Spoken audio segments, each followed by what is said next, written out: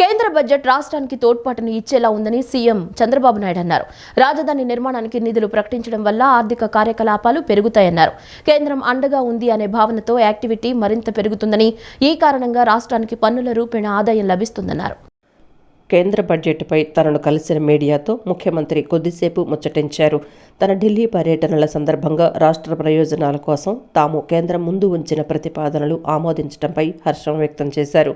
నిధులు ఏ రూపేణ వచ్చినా అది రాష్ట్రానికి ఎంతో ఉపయోగమని అన్నారు.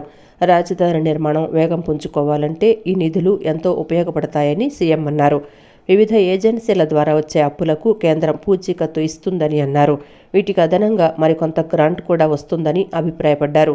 పోలవరం ప్రాజెక్టుకు ఈ ఏడాది ఇంత మేర నిధులు అని పెట్టకపోయినా పూర్తి చేసే బాధ్యత తమదే అని కేంద్రం ప్రకటించిందని, ఇది మంచి పరిణామమని, మనం కోరుకుంది కూడా ఇదేనని చంద్రబాబు అన్నారు.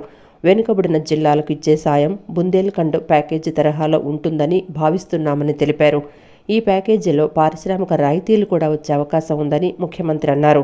రాష్ట్ర ప్రతిపాదనలకు ఆమోదం తెలిపిన ప్రధాని మోదీకి ఎక్స్ ద్వారా సీఎం ధన్యవాదాలు తెలిపారు. కేంద్రం ప్రకటించిన సాయం రాష్ట్ర పునర్నిర్మాణానికి ఎంతో ఉపయోగపడుతుందని అన్నారు. గ్రామాల అభివృద్ధిలో ప్రముఖ సంస్థలు, కార్పొరేట్ కంపెనీలు, ప్రవాస భారతీయుల స్వచ్ఛంద భాగస్వామ్యాన్ని స్వాగతిస్తామని రాష్ట్ర ఉప ముఖ్యమంత్రి, పంచాయతీరాజ్, గ్రామీణాభివృద్ధి శాఖ మంత్రి పవన్ కళ్యాణ్ తెలిపారు. వారు చేపట్టే అభివృద్ధి కార్యక్రమాల్లో స్థానికులకు బాధ్యత కల్పించే అంశంపైన ఆలోచన చేస్తున్నామన్నారు. కరూర్ వైశ్య బ్యాంక్ ఎండీ మరియు సీఈఓ బి రమేష్ బాబు నిన్న డిప్యూటీ సీఎం పవన్ కళ్యాణ్తో భేటీ అయ్యారు. కరూర్ వైశ్య బ్యాంక్ తరపున రాష్ట్రంలో గ్రామాల అభివృద్ధికి తన వంతు సహకారం అందిస్తామని తెలిపారు.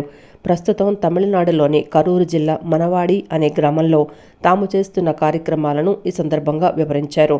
జలవనరుల సంరక్షణ, పచ్చదనం పెంపు, గ్రామీణులకు పాడి పరిశ్రమలో చేయూత, డిజిటల్ లైబ్రరీ ఏర్పాటు, సోలార్ విద్యుత్ ద్వారా ఆర్ఓ ప్లాంట్ ఏర్పాటు లాంటివి అక్కడ చేపట్టామని, ఇక్కడ కూడా అలాంటివి చేపట్టగలమని తెలిపారు. డిప్యూటీ సీఎం పవన్ కళ్యాణ్ స్పందిస్తూ ఇందుకు సంబంధించిన సమగ్ర ప్రణాళికను అందించాలని, గ్రామాల అభివృద్ధి కోసం ముందుకొచ్చే వారికి తప్పకుండా సహకారం ఇస్తామని పవన్ కళ్యాణ్ చెప్పారు. వైఎస్ఆర్సీపీ అధినేత మాజీ ముఖ్యమంత్రి వైఎస్ జగన్మోహన్ రెడ్డి హైకోర్టును ఆశ్రయించారు. ఏపీ అసెంబ్లీలో తనకు ప్రతిపక్ష నేత హోదా ఇవ్వాలని స్పీకర్ను ఆదేశించాలని నిన్న హైకోర్టులో జగన్ పిటిషన్ దాఖలు చేశారు. సభలో ప్రతిపక్షంలో ఎవరు ఎక్కువ సభ్యులు ఉంటే వారికి ప్రతిపక్ష హోదా ఉంటుందన్నారు. ఆ పార్టీ నేతకు ప్రతిపక్ష నేత హోదా ఇవ్వాలన్నారు. ఏపీ శాసనసభలో పార్లమెంటరీ సాంప్రదాయాలను పాటించడం లేదని పిటిషన్లో పేర్కొన్నారు. తనకు ప్రతిపక్ష నేతగా హోదా ఇవ్వాలని లేఖ రాసినా ఇవ్వలేదని పిటిషన్లో తెలిపారు. వెంటనే తనకు ప్రతిపక్ష నేతగా హోదా ఇవ్వాలని స్పీకర్ను ఆదేశించాలని పిటిషన్లో జగన్ కోరారు. ఆంధ్రప్రదేశ్ అభివృద్ధికి కేంద్రంలోని ఎన్డీఏ ప్రభుత్వం కట్టుబడి ఉందని ఏపీ బీజేపీ రాష్ట్ర అధ్యక్షురాలు పురంధేశ్వరి స్పష్టం చేశారు. ఏపీలో వెనుకబడిన జిల్లాలకు కేంద్రం సాయం అందిస్తోందన్నారు. రాయలసీమలోని 4, ఉత్తరాంధ్రలోని 3 జిల్లాలను వెనుకబడిన జిల్లాలుగా గుర్తించి ఏడాదికి 50 కోట్ల రూపాయల చొప్పున ఇస్తున్నారని తెలిపారు. ఢిల్లీలో నిన్న ఏర్పాటు చేసిన మీడియా సమావేశంలో కేంద్ర మంత్రి శ్రీనివాస్ వర్మ బీజేపీ ఎంపీలతో కలిసి ఏపీ బీజేపీ రాష్ట్ర అధ్యక్షురాలు పురంధేశ్వరి మాట్లాడారు. ఏపీలో వెనుకబడిన జిల్లాలకు కేంద్రం సాయం అందిస్తోందన్నారు. రాయలసీమలోని 4, ఉత్తరాంధ్రలోని 3 జిల్లాలను వెనుకబడిన జిల్లాలుగా గుర్తించి ఏడాదికి 50 కోట్ల రూపాయల చొప్పున ఇస్తున్నారని తెలిపారు. ఈ 7తో పాటు వెనుకబడిన ప్రకాశం జిల్లాను కూడా కలిపారన్నారు. రాష్ట్రంలోని 8 జిల్లాలకు సహకారం అందిస్తున్నారని చెప్పారు. నాడు నేడు రేపు ఆంధ్రప్రదేశ్ అభివృద్ధికి ఎన్డీఏ ప్రభుత్వం కట్టుబడి ఉందని, అన్ని విధాలుగా సహకరిస్తుందని తెలిపారు.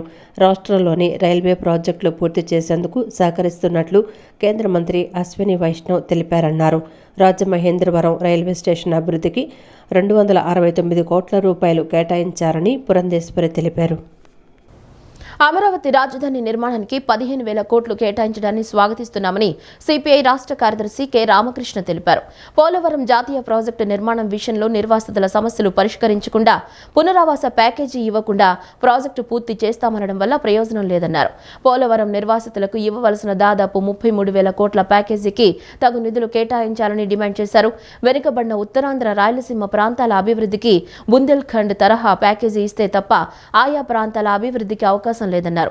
చెన్నై కారిడార్, హైదరాబాద్, బెంగళూరు కారిడార్ల విషయంలో ఆయా ప్రాంతాల్లో ఇండస్ట్రియల్ హబ్స్ ఏర్పాటు చేసి అభివృద్ధి చేస్తే కొంతమేరకు ఉపాధి లభించే అవకాశం ఉందన్నారు. నిర్మలా సీతారామన్ గారు ప్రవేశపెట్టిన బడ్జెట్లో దేశవ్యాప్తంగా రాబోయే 5 ఏళ్లలో 4 కోట్ల మందికి ఉపాధి దొరుకుతామని చెప్పారు. కానీ గత 10 ఏళ్ల కాలంలో జరిగింది ఏమంటే వారి సంవత్సరానికి 2 కోట్ల మందికి ఉద్యోగాలు ఇస్తామని ఎక్కడా ఉద్యోగాలు ఇవ్వనందువల్ల ఇవాళ భారతదేశంలో రికార్డు స్థాయిలో అన్ఎంప్లాయ్మెంట్ ఉంది. దీనికి తోడు ఇప్పుడు మళ్ళీ 4 కోట్ల మందికి 5 ఏళ్లలో ఇస్తామంటే సంవత్సరానికి 80 లక్షల మందికి ఇస్తామని దాని అర్థం. కాబట్టి ఏమంటే ఇవాళ దానికి ప్రాధాన్యత ఇవ్వాలి, అధిక ధరల సమస్యకు ప్రాధాన్యత ఇవ్వాలి, ధరలు తగ్గించడానికి కూడా చర్యలు చేపట్టాలని చెప్పి కోరుతా ఉన్నాం. అదేవిధంగా మన ఆంధ్ర రాష్ట్రానికి సంబంధించి అమరావతికి 15,000 కోట్ల రూపాయలు కేటాయించారో దానికి స్వాగతిస్తూ ఉన్నాం. ఎందుకంటే గతంలో 3 రాజధానుల పేరుతో ఏ రాజధాని అభివృద్ధి కాకుండా అయిపోయింది. ఇప్పుడు అమరావతి రాజధానిగా రాష్ట్ర ప్రభుత్వం కూడా ముందుకు తీసుకోవడం ప్రయత్నిస్తున్న తరుణంలో కేంద్ర ప్రభుత్వం కేటాయించిన నిధులు ఉపయోగపడతాయని భావిస్తూ ఉన్నాం. పోలవరం నిర్మాణం విషయంలో కూడా నిర్వాసితుల సమస్యల గురించి పట్టించుకోకుండా వారికి ఇవ్వాల్సిన కాంపెన్సేషన్ ఇవ్వకుండా మేము ప్రాజెక్టు పూర్తి చేస్తామంటే దానివల్ల ఎలాంటి ఉపయోగం లేదు. ఎందుకంటే నిర్వాసితులకు ఇవ్వాల్సిన కాంపోనెంట్ ధర 30,000 కోట్ల రూపాయలు ఉన్న తరుణంలో దానికి ప్రాధాన్యత ఇవ్వాలని కోరుతున్నాం. కూటమి ప్రభుత్వంలో కేంద్రం నుంచి అమరావతికి నిధుల ప్రకటన రావడం సంతోషదాయకమని కేంద్ర మంత్రి కింజరపు రామ్మోహన్ నాయుడు అన్నారు. భవిష్యత్తులో కూడా అవసరమైతే మరిన్ని నిధులు ఇస్తామనటం చాలా గౌరవమని తెలిపారు. వెనుకబడిన ప్రాంతాలకు కూడా ప్రత్యేక నిధులు ఇస్తామన్నారని 5 కోట్ల మంది రాష్ట్ర ప్రజలు ఊపిరి పీల్చుకునే బడ్జెట్ అని అన్నారు. పార్లమెంటులో నిర్మలా సీతారామన్ కేంద్ర బడ్జెట్ను ప్రవేశపెట్టిన అనంతరం కేంద్ర మంత్రి కింజరపు రామ్మోహన్ నాయుడు, టీడీపీ ఎంపీలు లావు కృష్ణదేవరాయలు, భరత్, కలిశెట్టి అప్పలనాయుడు నిన్న విలేకరుల సమావేశం నిర్వహించారు. సమావేశంలో కేంద్ర మంత్రి కింజరపు రామ్మోహన్ నాయుడు మాట్లాడుతూ బడ్జెట్ ద్వారా ఏపీకి నూతన విశ్వాసాన్ని కల్పించిన కేంద్ర ప్రభుత్వానికి ధన్యవాదాలు తెలిపారు. 5 కోట్ల మంది రాష్ట్ర ప్రజలు ఊపిరి పీల్చుకునే బడ్జెట్ అని అన్నారు. 5 ఏళ్ల జగన్ పాలనలో ఏపీ సుమారు 20 ఏళ్లు వెనక్కి వెళ్లిందని విమర్శించారు. జగన్ పాలనలో ఏ ప్రజాస్వామ్య వ్యవస్థ సక్రమంగా లేకుండా పోయిందని చెప్పారు. అమరావతికి రైతులు భూములిస్తే జగన్ శ్మశానం చేయాలని చూశారని, కూటమి ప్రభుత్వం ఏర్పాటుతో ప్రజల్లో విశ్వాసం పెరిగిందని తెలిపారు. ఒక విశ్వాసం కల్పించే విధంగా ఈ యొక్క బడ్జెట్లో రూపకల్పన చేసినటువంటి విషయాలు 5 కోట్ల మంది ఆంధ్రప్రదేశ్ రాష్ట్ర ప్రజలకి ఊపిరి పీల్చుకునేటటువంటి పరిస్థితినిచ్చాయి, ఆనందపడేటటువంటి అవకాశాన్ని ఇచ్చాయని కూడా తెలియజేసుకుంటున్నాను. దానికి ప్రత్యేకమైనటువంటి ధన్యవాదాలు కేంద్ర ప్రభుత్వం, ఆర్థిక శాఖ మంత్రి మన నిర్మలా సీతారామన్ గారు, అలాగే ప్రధానమంత్రి నరేంద్ర మోదీ గారికి మన 5 కోట్ల మంది రాష్ట్ర ప్రజల తరపున తెలియజేస్తున్నాం. 5 సంవత్సరాలు జగన్మోహన్ రెడ్డి తాలూకా పరిపాలనలో ఆంధ్రప్రదేశ్ రాష్ట్రం సుమారు 20-25 సంవత్సరాలు వెనక్కి వెళ్లిపోయే పరిస్థితి మనం అందరం చూశాం. ఏ ప్రజాస్వామ్య వ్యవస్థ కూడా చక్కగా లేదు, ఏ ప్రాజెక్టు కూడా ముందుకు నడిచే పరిస్థితి లేదు, ఎక్కడ అభివృద్ధి ఒక పైసా ఖర్చు పెట్టి రాష్ట్రాన్ని అభివృద్ధి చేసే పరిస్థితి లేదు.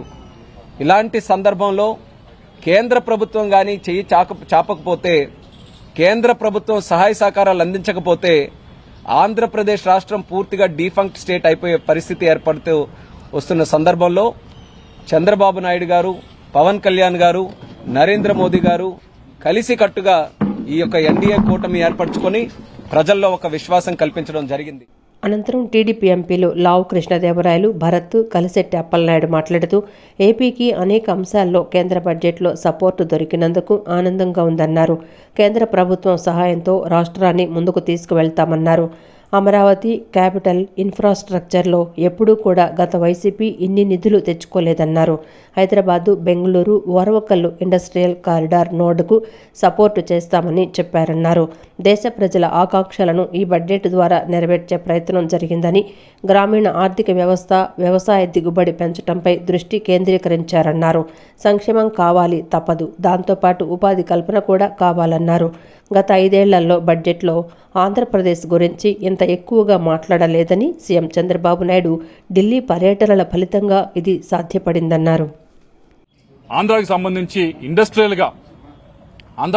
ఇండస్ట్రియల్ గా ఎక్కడా కూడా గ్రోత్ లేదు, ఇబ్బంది పడతా ఉన్నాం, ఇండస్ట్రీస్ రావట్లేదని చెప్పి మేము అడగడం జరిగింది. దాన్ని అడ్రస్ చేస్తూ కొప్పర్తి నోడు గానీ, ఓర్వకల్లు నోడు గానీ ఈరోజు కేంద్ర బడ్జెట్ లో అనౌన్స్ చేయడం జరిగింది. అలాగే రాయలసీమకి సంబంధించి, అలాగే ఉత్తరాంధ్రకి సంబంధించి, అలాగే ఉత్తరాంధ్రకి సంబంధించి బ్యాక్వర్డ్ డిస్ట్రిక్ట్స్ ఏదైతే ఉన్నాయో వాటిని ఈరోజు మీరు అడ్రస్ చేయమని అడగడం జరిగింది. దాన్ని కూడా ఈరోజు అడ్రస్ చేస్తూ వాటికి స్పెషల్ గ్రాంట్ ఇస్తామని చెప్పడం జరిగింది. వాటితో పాటుగా కొత్తగా ప్రకాశం డిస్ట్రిక్ట్ ని కూడా దీనిలో యాడ్ చేయడం అనేది, బ్యాక్వర్డ్ డిస్ట్రిక్ట్స్ లో యాడ్ చేయడం అనేది దాన్ని మేము అందరం కూడా హర్షిస్తా ఉన్నాం, దానికి ధన్యవాదాలు తెలియజేస్తా ఉన్నాం. వీటన్నిటితో పాటుగా ఏదైతే పూర్వోదయ స్కీమ్ అని చెప్పి కొత్తగా తీసుకురావడం జరిగింది, ఏదైతే ఈస్టర్న్ ఇండియాలో ఉన్న స్టేట్స్ అన్నింటినీ కూడా కలిపి డెవలప్మెంట్ చేయడానికి తీసుకురావడం జరిగింది. దాంట్లో ఆంధ్రప్రదేశ్ ఈరోజు కలపటం, దాంట్లో భాగంగా ఏదైతే ఇన్ఫ్రాస్ట్రక్చర్ సంబంధించి, రోడ్స్ సంబంధించి, ఇరిగేషన్ సంబంధించి, బ్రిడ్జెస్ సంబంధించి, అలాగే ఇరిగేషన్ ప్రాజెక్ట్స్ సంబంధించి, డ్రింకింగ్ వాటర్ కి సంబంధించి వీటన్నిటికీ అలాగే బీజేపీ రాష్ట్ర తరపున 5 కోట్ల ఆంధ్ర తరపున, ముఖ్యంగా అమరావతి రైతుల తరపున ప్రత్యేకమైన కృతజ్ఞతలు తెలియజేసుకుంటున్నాం. ఈరోజు చాలా మంది ఆశించారు 5 కోట్ల ఆంధ్రులు, ఈ ప్రభుత్వానికి అవకాశం వస్తే ఈ రాష్ట్రం బాగుంటుంది, కేంద్ర సహకారం ఉంటుంది, కేంద్ర సహకారం పరిపూర్ణంగా ఉంటుందని ఒక నమ్మకంతో ఏదైతే అవకాశం ఇచ్చారో అవకాశానికి ప్రతిఫలంగా ఈరోజు రాష్ట్రం అభివృద్ధి కోసం కేంద్ర నిధుల నుంచి మాకు అధికంగా వచ్చే, అందుకు ప్రధానమంత్రి గారికి మేము స్వయంగా వెళ్లి ఈరోజు హౌస్లోనే వారికి ఆంధ్రప్రదేశ్ తరఫున, చంద్రబాబు నాయుడు గారి తరఫున, పవన్ కళ్యాణ్ గారి తరఫున మేము ప్రత్యేకమైన ధన్యవాదాలు తెలియజేసుకున్నాం. అలాగే ఈరోజు 5 కోట్ల ఆంధ్ర తరఫున మరొకసారి వారికి ధన్యవాదాలు తెలియజేసుకుంటున్నాం. Thank you. అమరావతిని గత ప్రభుత్వం నిర్లక్ష్యం చేస్తే ఇప్పుడు ఎన్డీఏ సర్కార్ భారీగా నిధులు కేటాయించిందని విజయవాడ పశ్చిమ నియోజకవర్గ ఎమ్మెల్యే సుజనా చౌదరి తెలిపారు. చట్టం ప్రకారం రావాల్సిన వాటిని తెచ్చుకునే స్తోమత లేకుండా గత ప్రభుత్వం వ్యవహరించిందని మండిపడ్డారు. డబుల్ ఇంజిన్ సర్కార్ ధమాకా ఏమిటో ఈ రోజు తెలిసిందన్నారు. ఎప్పుడూ లేనన్ని నిధులు కేంద్ర ప్రభుత్వం బడ్జెట్లో కేటాయించిందని చెప్పారు. అసెంబ్లీ మీడియా పాయింట్లో బీజేపీ ఎమ్మెల్యేలు సుజనా చౌదరి, కామినేని శ్రీనివాసు నిన్న మీడియాతో మాట్లాడారు. ఏపీ చరిత్రలో చాలా శుభదినమని ఎమ్మెల్యే సుజనా చౌదరి అన్నారు. అరాచక ఆటవిక పాలనలో రాష్ట్రం ఏమైందో చూశామన్నారు. అమరావతిని గత ప్రభుత్వం నిర్లక్ష్యం చేస్తే ఇప్పుడు ఎన్డీఏ సర్కారు భారీగా నిధులు కేటాయించిందని తెలిపారు. సంపద సృష్టించడం చంద్రబాబుకు తెలుసన్నారు. అసలు అప్పులు ఎంత ఉన్నాయో ఆర్థిక మంత్రికి తెలియటం లేదన్నారు. డబుల్ ఇంజన్ సర్కార్ ధమాకా ఏమిటో ఈరోజు తెలిసిందని అన్నారు. ఎప్పుడూ లేనన్ని నిధులు కేంద్ర ప్రభుత్వం బడ్జెట్లో కేటాయించిందని చెప్పారు. పోలవరం ప్రాజెక్టు పూర్తయితే 1,00,000 కోట్లు జీఎస్డీపీ పెరుగుతుందన్నారు. తద్వారా సంపద పెరిగి ప్రజలు తమ కాళ్ల మీద తాము నిలబడగలుగుతారని చెప్పారు. అక్కడ ఇక్కడ ఎన్డీఏ సర్కార్ రావడం డబుల్ ఇంజన్ సర్కార్ స్పీడు అర్థమవుతుందని ఎమ్మెల్యే సుజనా చౌదరి పేర్కొన్నారు. చట్టం ప్రకారం రావాల్సినవి కూడా తెచ్చుకునే సమర్థత స్తోమత లేక వాళ్ళు కేవలం సమయం అంతా వృధా చేసి ఆంధ్రప్రదేశ్ని ఈ విధంగా ఒక ఆంధ్రప్రదేశ్గా చేయడం జరిగింది. అయితే దానికి కూడా పోలవరానికి సంపూర్ణ సపోర్ట్ ఇస్తామని చెప్పి కూడా బడ్జెట్లో చెప్పారు. పోలవరం కూడా ఇప్పుడు స్పీడ్గా కంప్లీట్ అయిపోద్ది. 73% ఇంతకుముందు 2014 నుంచి 19 లోపలే కంప్లీట్ అయింది కాబట్టి అందరికీ తెలిసిందే. పోలవరం ప్రాజెక్ట్ కంప్లీట్ అయితే లెఫ్ట్ కెనాల్, రైట్ కెనాల్ ద్వారా సుమారుగా 25,000 నుంచి 30,000 ఎకరాలు సాగులోకి వస్తాయి. సాగులోకి వస్తే వరల్డ్ బ్యాంక్ నామ్స్ ప్రకారం జీఎస్డీపీ సుమారుగా 1,00,000 కోట్లు పెరుగుద్ది. రైతులందరూ కూడా సస్యశ్యామలంగా ఉంటారు. దాంతోపాటు అనేక విధాలుగా అంటే 1,00,000 కోట్లు జీఎస్డీపీ వస్తే సుమారుగా 18% అంటే 10% వేసుకున్న యావరేజ్ 10,000 కోట్లు కేవలం జీఎస్టీ కలెక్షన్ వస్తుంది. అనంతరం ఎమ్మెల్యే కామినేని శ్రీనివాస్ మాట్లాడుతూ ఏపీకి ఎప్పుడూ లేనంత నిధులు ఇవ్వటం సంతోషకరమన్నారు. ఏపీకి సంబంధించి 10 అంశాలలో మేలు చేసే నిర్ణయాలు కేంద్ర బడ్జెట్లో ఉన్నాయని ఎమ్మెల్యే కామినేని శ్రీనివాస్ అన్నారు. గత ప్రభుత్వంలో జరిగిన విధ్వంసాన్ని మళ్ళా అభివృద్ధి పదంలో పట్టాలెక్కించగలదని చాలా కేంద్ర ప్రభుత్వానికి మనందరం ఆంధ్రప్రదేశ్ ప్రజల తరఫున మేము కృతజ్ఞతలు తెలియజేస్తూ, అలాగే ఇవాళ అసెంబ్లీలో కూడా 2 ముఖ్యమైనవి, ఒకటి ల్యాండ్ టైటిలింగ్ యాక్ట్ అని ఒక దుర్మార్గపు ఆలోచనతో జగన్మోహన్ రెడ్డి గారు చేశారు. అందరూ ప్రజలు భయపడుతున్నారు మన ఆస్తి మనకు ఉంటుందని. దాన్ని విత్డ్రా చేస్తా, అలాగే మనం అందరం గౌరవించే తెలుగు జాతికి ఒక తెచ్చిన మహనీయులు ఎన్టీ రామారావు గారి పేరు తీసేసి పేరు పెడతాం నిజంగా చాలా ఒక ఆలోచన లేని విధానం. దానివల్ల రామారావు గారిని అవమానిస్తాం కాదు, ఆయన లేరు, ఆయన ఎవరు అవమానించలేరు. అసలు 30 ఏళ్ళ నుంచి కొన్ని వేల మందికి డిగ్రీ దాని పేరునిచ్చి దేశ విదేశాల్లో ఈ డిగ్రీ సర్టిఫికేట్లతో ఉంటే అటు విలువ లేకుండా చేశారు. ఆ బిల్ కూడా వాళ్ళు ఇంట్రడ్యూస్ చేశారు. తప్పకుండా ఆంధ్రప్రదేశ్కి మంచి రోజులు రాబోతున్నాయి. కేంద్ర ప్రభుత్వం నిన్న ప్రవేశపెట్టిన బడ్జెట్ ఎన్నికల మేనిఫెస్టోలా ఉందని ఏపీ కాంగ్రెస్ అధ్యక్షురాలు వైఎస్ షర్మిల విమర్శించారు. ఎన్నికల్లో హామీలు ఇచ్చిన విధంగా బడ్జెట్ను కూడా ఇష్టం వచ్చినట్లుగా ప్రకటించారని మండిపడ్డారు. ఇది బడ్జెట్నా లేదా ఎన్నికల హామీలా అనేది బీజేపీ పెద్దలు చెప్పాలని ప్రశ్నించారు.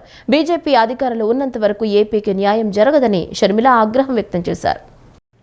ఏపీ కాంగ్రెస్ అధ్యక్షురాలు వైఎస్ షర్మిల నిన్న విలేకరుల సమావేశం నిర్వహించారు.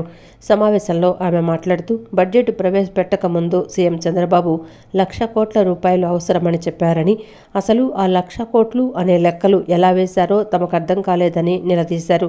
విభజన చట్టంలోని అంశాలు అమలుకు 12 నుంచి 15 లక్షల కోట్లు అవసరమని తెలిపారు. చంద్రబాబు ఇవేమీ పట్టించుకోకుండా ఏడాదికి 1,00,000 కోట్ల చొప్పున 5 ఏళ్లకు 5 లక్షల కోట్లు చాలని చెప్పారని అన్నారు. అమరావతి రాజధానికి కేవలం 15,000 కోట్లు ఇస్తున్నట్లు ఎలా చెప్పారని ప్రశ్నించారు. పోలవరం ప్రాజెక్టును కేంద్రం పూర్తి చేసే బాధ్యత తీసుకుంటుందన్నారు. 10 ఏళ్లుగా ఏమీ చేయకపోయినప్పటికీ ఇప్పుడైనా పూర్తి చేస్తామని ముందుకొచ్చారన్నారు. పోలవరం పునరావాస బాధితులకు ఎంత మేర నష్టపరిహారం ఇస్తున్నారని ప్రశ్నించారు. లైఫ్ లైన్ ప్రాజెక్టు పోలవరం విషయంలో పూర్తి గణాంకాలు ఎందుకు చెప్పడం లేదని నిలదీశారు. ఇండస్ట్రియల్ హబ్ నిర్మాణానికి సహకారం అందిస్తామని చెప్పినా డబ్బులు ఎంత ఇస్తారో కేంద్రం చెప్పలేదని అన్నారు. వెనుకబడ్డ ప్రాంతాలకు నిధులు అన్నవారు ఎప్పుడెప్పుడు ఎంత ఇస్తారో చెప్పలేదన్నారు. దీనిపై చంద్రబాబు, పవన్ కళ్యాణ్లకైనా సమాచారం ఉందా? అసలు మానేసి కొసరిచ్చినట్లుగా ఈ బడ్జెట్ గణాంకాలు ఉన్నాయని చెప్పారు. అసలు చంద్రబాబు గారు కూడా దీనికి సమాధానం చెప్పాల్సిన అవసరం ఉంది. ఒక ప్రత్యేక హోదానే కాదు, ఇంకా ఎన్ని విషయాలు అసలు ఊసే లేకుండా చేశారు. పార్లమెంట్ జరుగుతుంది, పార్లమెంట్ లో ఆంధ్ర రాష్ట్రం ఇచ్చిన ఎంపీల వల్ల ఈరోజు బీజేపీ పార్టీ అక్కడ అధికారంలో ఉంది. మరి అలాంటప్పుడు మనం ఎంత సాధించుకోవాలి? ఏం సాధించుకున్నాం? 15,000 కోట్లు అంటున్నారు. అంటే ఒక్కొక్క ఎంపీకి, టీడీపీ ఎంపీకి 16 మంది అయితే ఒక్కొక్కరికి 1000 కోట్లు ఇచ్చినట్ట, కొనుక్కున్నట్ట.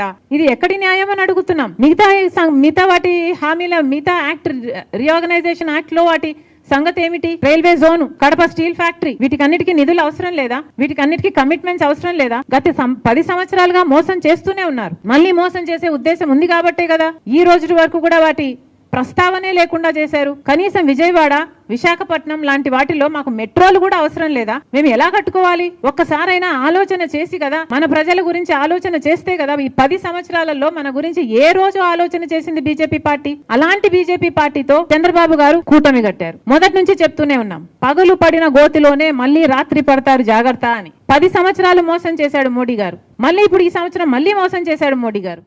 ఏపీ మత్స్యశాఖ కమిషనర్గా డోలా శంకర్ను నియమించడంను మత్స్యకార కుల సంఘాల తరపున స్వాగతిస్తున్నామని AP fishermen JAC chairman Saikam Rajasekhar అన్నారు.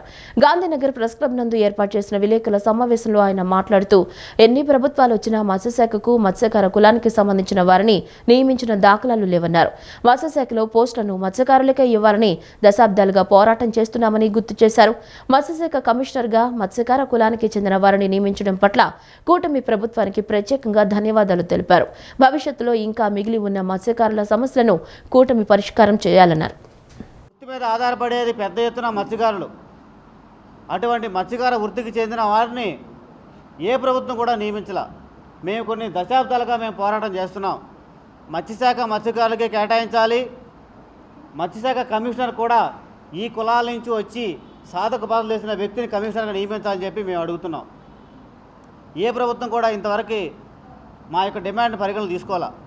ఈరోజు గౌరవనీయులు చంద్రబాబు నాయుడు గారు, ఉప ముఖ్యమంత్రి పవన్ కళ్యాణ్ గారు, అలాగే మత్స్యశాఖ మంత్రులు అచ్చెన్నాయుడు గారు, అలాగే మా కులపుత్రుడు కొల్లు రవీంద్ర గారు కావచ్చు, నర్సాపురం ఎమ్మెల్యే బొమ్మిడి నాయకర్ గారు, వనమాడి కొండబాబు గారు కావచ్చు, వీళ్ళందరూ కూడా సమిష్టిగా ప్రభుత్వం దృష్టికి తీసుకువెళ్ళి మత్స్యశాఖ కమిషనర్గా మత్స్యకారులే నియమించాలని చెప్పి కోరటం, మా యొక్క కోరికని గౌరవంగా తీసుకుని శ్రీ తమ్ము డోలా శంకర్ గారిని మత్స్యశాఖ కమిషనర్గా నియమించడం అనేది మాకు చాలా ఆనందదాయకం.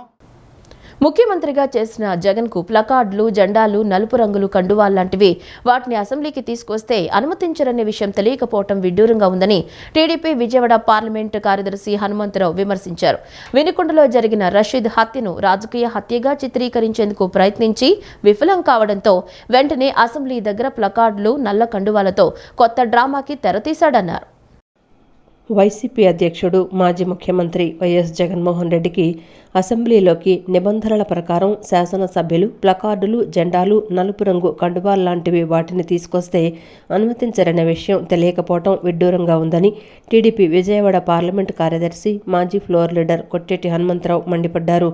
గురునానక్ కాలనీలోని విజయవాడ పార్లమెంటు కార్యాలయం ఎన్టీఆర్ భవన్లో ఏర్పాటు చేసిన విలేకరుల సమావేశంలో ఆయన మాట్లాడుతూ డ్యూటీలో ఉన్న పోలీస్ అధికారిపై బెదిరింపులకు పాల్పడిన జగన్ క్షమాపణలు చెప్పాలని డిమాండ్ చేశారు. దేవాదాయ శాఖ అసిస్టెంట్ కమిషనర్ శాంతి విషయంలో వైసీపీ ఎంపీ విజయసాయిరెడ్డిపై వస్తున్న ఆరోపణలు పక్కదారి పట్టించేందుకు జగన్ మీడియా ముందుకొచ్చి డ్రామాలాడుతున్నాడని విమర్శించారు.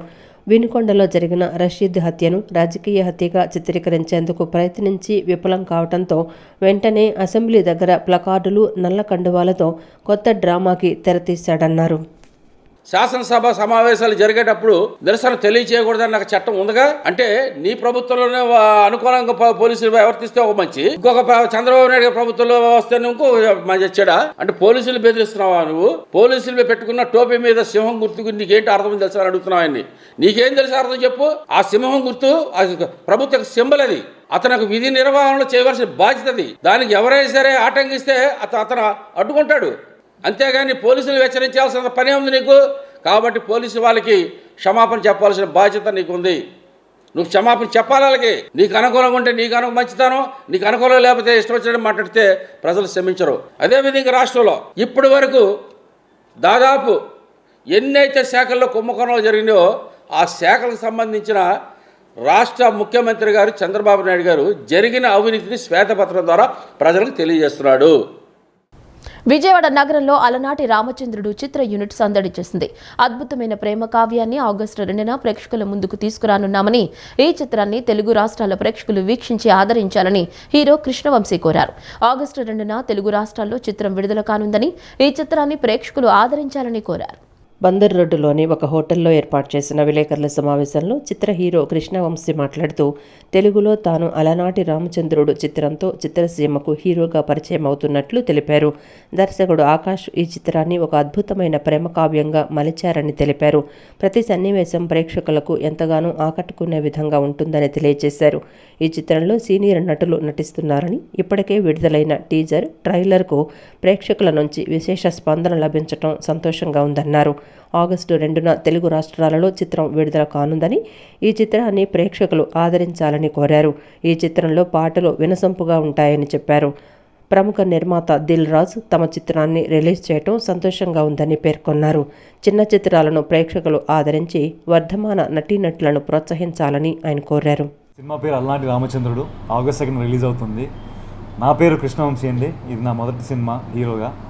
మా డైరెక్టర్ గారు ఆకాష్ గారు, మా కోస్టార్ మోక్ష గారు, మా క్యారెక్టర్ ఆర్టిస్ట్ దివ్యశ్రీ గారు అండ్ స్నేహ గారు అండ్ దివ్యశ్రీ గారు. మా టీం అందరం కొత్త వాళ్ళం అండి టీంలో.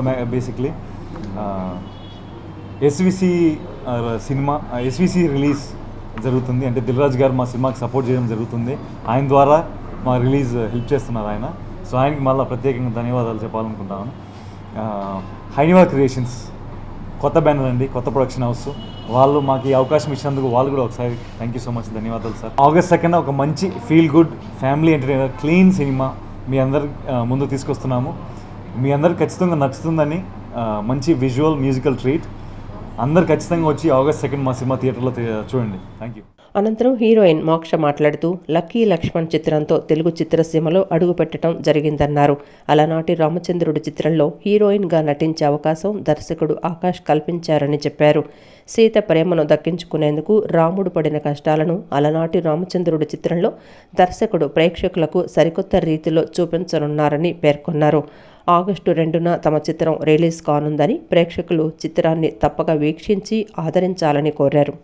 First movie was Lucky Lakshman, so 2 years tarvata ee movie release avutundi. We are very nervous and we are very excited also. We are getting lot of responses from the college, especially the college students, where it's like my first experience in Telugu promotion, so it was amazing. Thanks to our producer production team, Hainiva Creation producer garu Sriram garu, thanks Akash garu for giving me this opportunity to play Dharani. the completely love story, family story. Nowadays we only watch family with the friends or family. So in this movie we can take friends and family all together. Everything andaru undi, love, romance, one sided love, then so many points. అనంతరం దర్శకుడు ఆకాష్ మాట్లాడుతూ అలనాటి రామచంద్రుడు చిత్రంతో తాను దర్శకుడుగా వెండితెరకు పరిచయం అవుతున్నానని చెప్పారు. నూతన నటీనటులతో చిత్రాన్ని నిర్మించడం జరిగిందన్నారు. అందమైన లొకేషన్లలో గ్రామీణ వాతావరణంలో తీసిన సన్నివేశాలు ప్రేక్షకులకు ఖచ్చితంగా నచ్చుతాయని ఆయన ఆశాభావం వ్యక్తం చేశారు. ఆగస్టు 2న అలనాటి రామచంద్రుడు చిత్రం విడుదల కానుందని, తెలుగు రాష్ట్రాల ప్రేక్షకులు తమ చిత్రాన్ని వీక్షించి తమను ప్రోత్సహించాలని ఆయన కోరారు. సో అలనాటి రామచంద్రుడు మూవీ వచ్చేసి ఒక ఇంట్రోవర్ట్ ఒక ఎక్స్ట్రోవర్ట్ మధ్యలో కథ అండి. ఏంటంటే మన ప్రతి మనిషి లోపల ఒక జెన్యూనిటీ ఆఫ్ లవ్ ఉంటుంది.